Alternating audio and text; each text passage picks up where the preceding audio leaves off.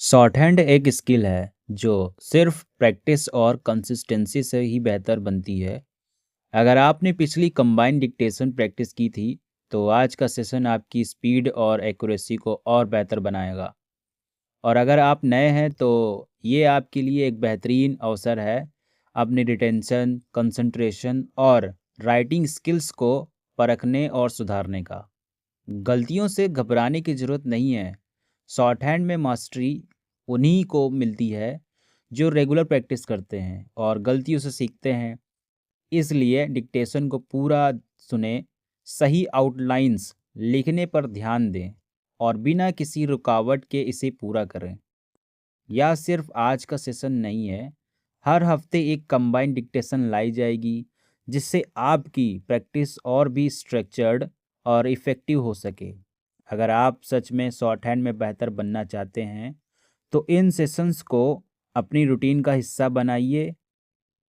तो चलिए अब पेन उठाइए, ध्यान केंद्रित कीजिए और अल्टीमेट कंबाइंड डिक्टेशन की इस प्रैक्टिस को पूरी लगन के साथ शुरू कीजिए। ठीक है, तो चलिए स्टार्ट करते हैं। Get ready, start.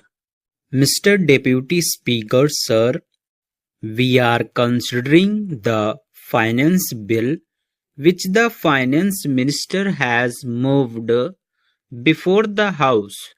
The finance bill includes two parts: the collection of funds and the use of those funds. We have got two parts of it. The first part of it is that we must be able to maintain law and order and spend the amount in such a manner that the economy of the country progresses. In this respect, I would like to say that this House is also bound to abide by rules and regulations. I have heard persons the House has heard them for days together saying about the non-maintenance of law and order in the country. But this right can be exercised by only those persons who abide by rules and regulations of the House. The so-called stalwarts, senior members of Parliament, are not permitting the Parliament to function properly. This is very important. Is it not abuse of the exchequer when we see that the money that is being collected from the people is not being utilized for the welfare of the people? Are we utilizing that money? I say this because the money which is being spent on Parliament also comes from the exchequer and from the people. Every day there is absolutely no respect for law and order. Nobody bothers about it. Many persons get up at one time when the honorable speaker is on his legs. Then also they get up and go on shooting as if everybody else here is a deaf man. I cannot understand how the economy of this country can be improved with this type of performance from them. I would like to tell my friend that this will not help him. If we want the people of this country to abide by rules and regulations and to maintain law and order, we must maintain the dignity of the house.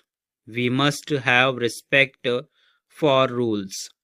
If we have no respect for rules, then I would certainly say that our being here would be meaningless. It would mean that we are interested only in wasting the money of the people, not in utilizing it for the welfare of the people. I would say that every paisa that is being collected by way of taxes is to be accounted for to the people of this country, and it cannot be abused in any case. Another thing I want to say is that we want an ideal to be set up for the nation. It is only the performance of this august body which can set an ideal or an example for the people to follow. I do not say that people who have no respect for law and those who have committed any offense should be saved or protected.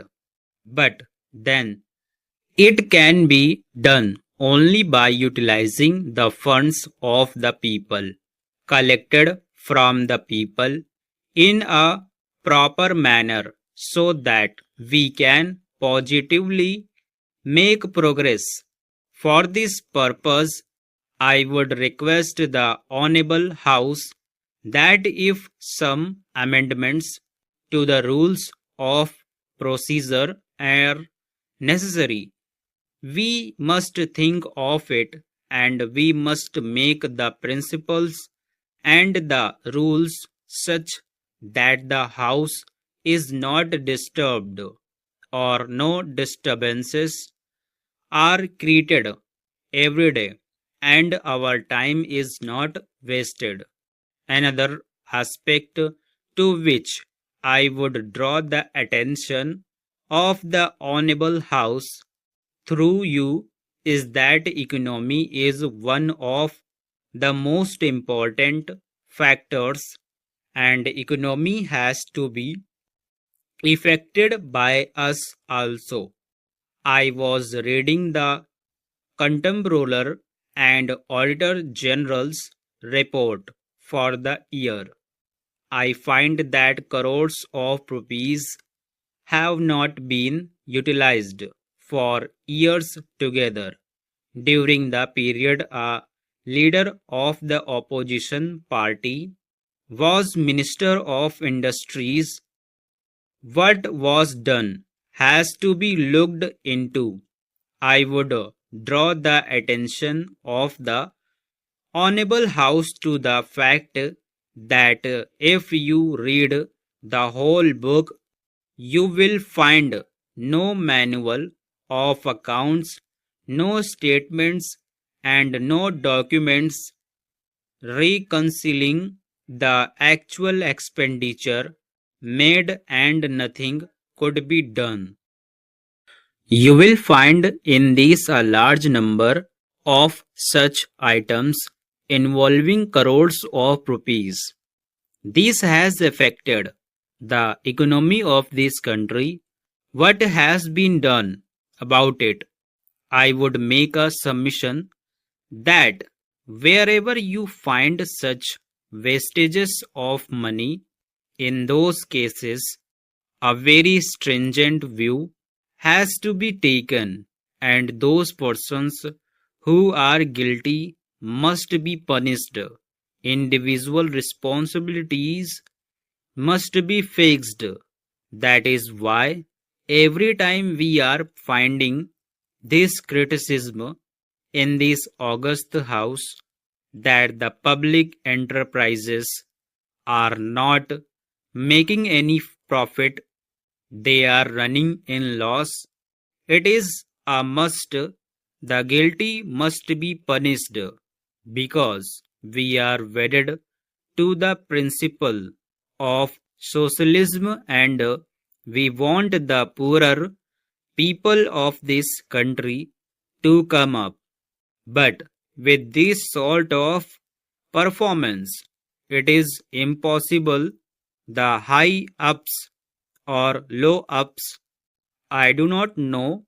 Whoever is responsible, action must be taken against them. Otherwise, the economy will not improve as envisaged in the budget for the year under consideration. Now, I would like to say that with this measure we are now adopting, to my mind, it will not be possible to have this system or any other system functioning effectively. The number of clauses that we have included are so restrictive and rigid that it will not be possible for any system to function in this country. If at all it is able to function, it will be able to function with a lot of difficulties. It will be said afterwards that the industrial sector, particularly the private sector, has not been able to deliver the goods. I would like to warn the government that if anything happens in the future in which industrial production or production in the private sector has not gone up, it would be not because of any lack of efforts on the part of the private sector, but because of the measure that we are now adopting. I have mentioned several times how this particular bill is very restrictive and how it will hamper the normal growth of companies in this country. It is a pity that when we are on the threshold of the second 5-year plan, such a measure should be passed in this house. I would now like to make a few observations about the speeches of some of the honorable members. Here, Sri Asoka Mehta justifies the restrictions on managing agents by saying that managing agents are no longer the main source of finance. He also argues that profits have been high and will continue to remain high, and therefore he would like to see the managing agents being paid on a sliding scale. He is in the habit of referring to a number of books and making quotations from a number of them published in America or in other countries, and particularly by some of the professors.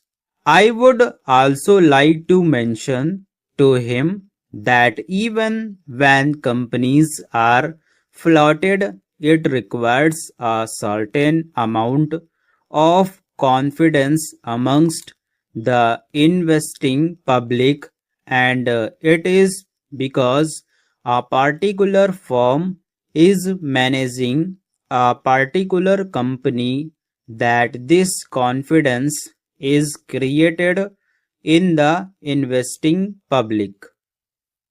Even there, as the Honorable Finance Minister has said, there is a sort of overall tight control. New banks and insurance companies are not floated nowadays. What you have are the few banks which are existing and the few insurance companies that are existing. The other point is that the credit worthiness of the managing agency firm does count to a certain extent in getting credit from the banks and other financial institutions. Yesterday, it was mentioned by my honorable friend that the crux of the problem is the question of payment of remuneration to a particular managing agency system.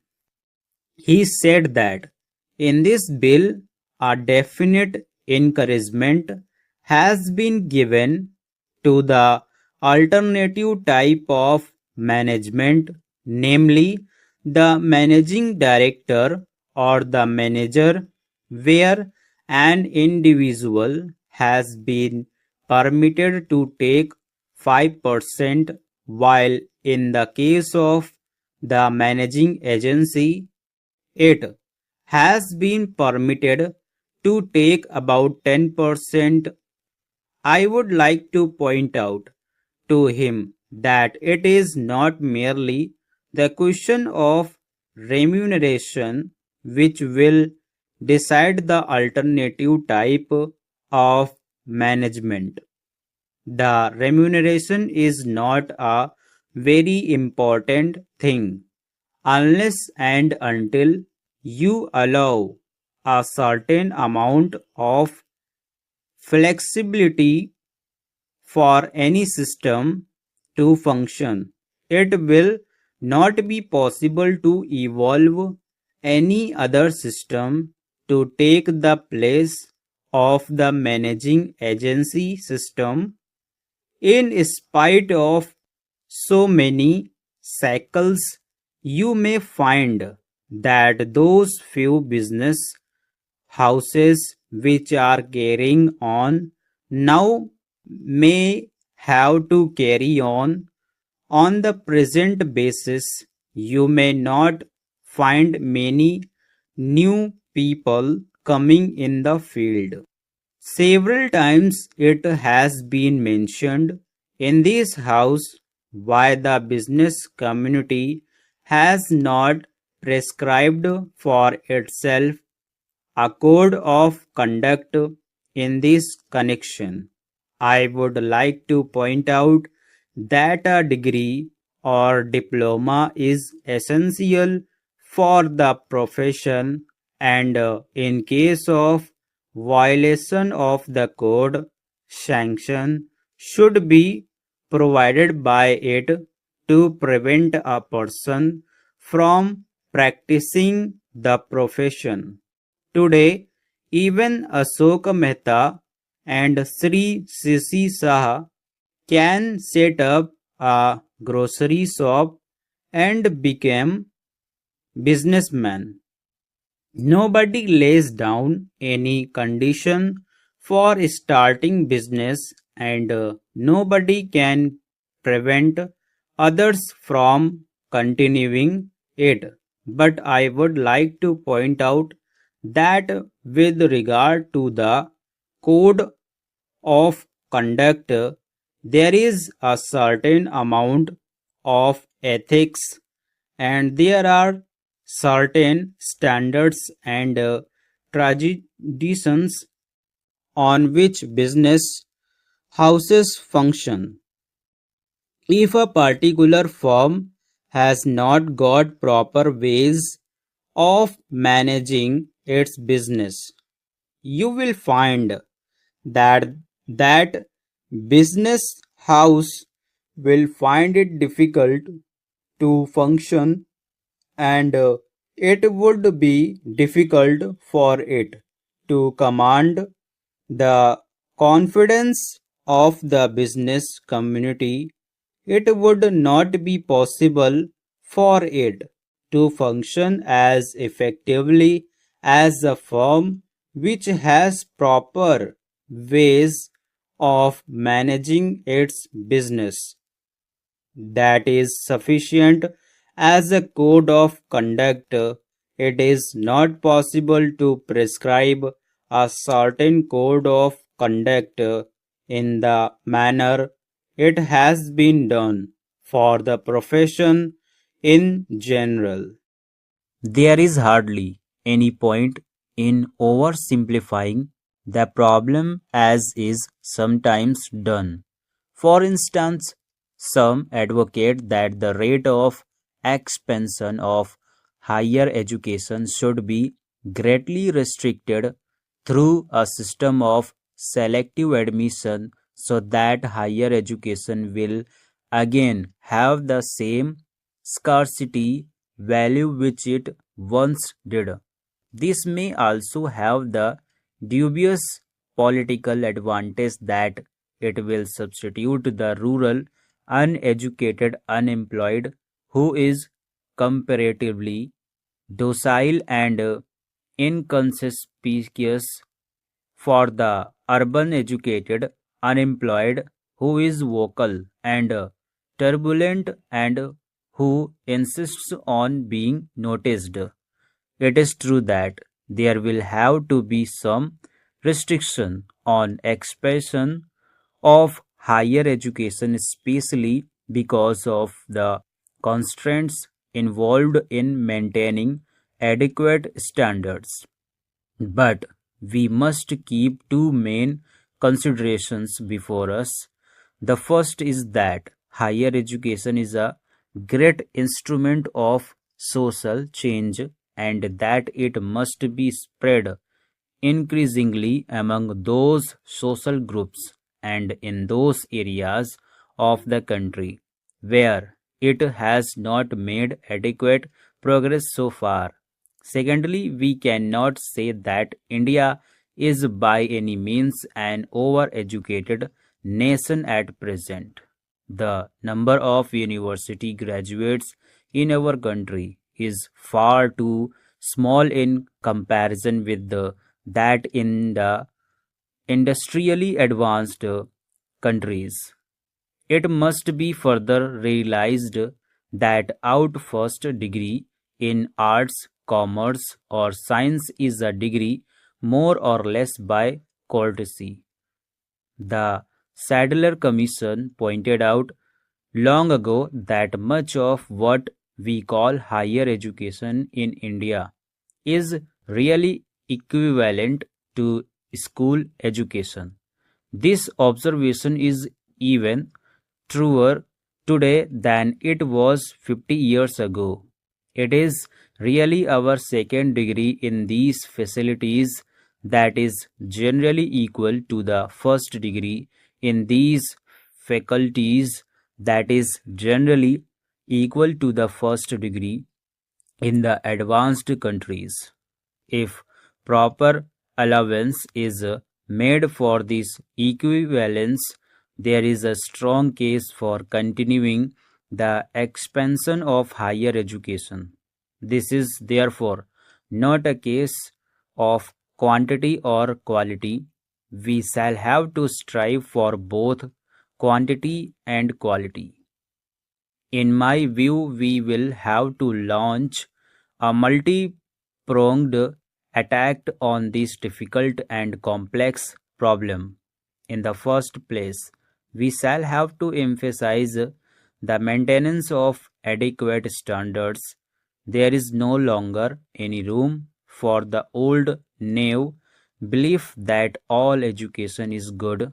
We must now realize that education, especially higher education, is a double-edged weapon. If it is good quality, it can be the most powerful tool of national development in the country.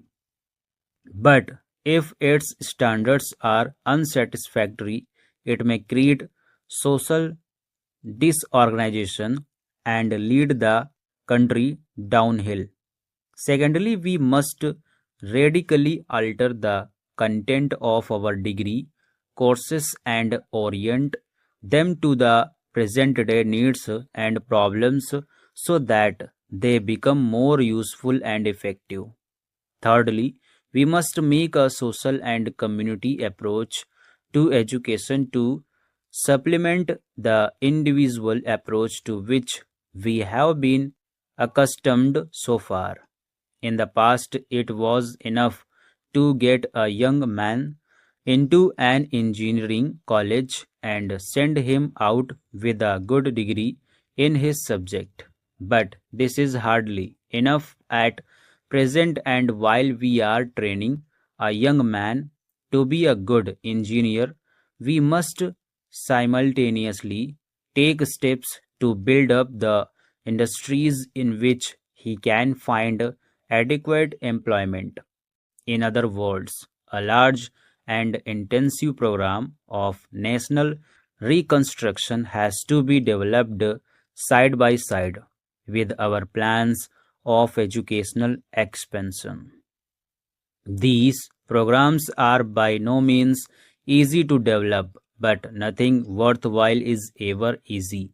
The significance of these measures is obvious, and they will therefore have to be developed intensively. This will need a large increase in our investment in higher education. But what is even more important, it will need better planning and dedicated and sustained effort on the part of our teachers and students.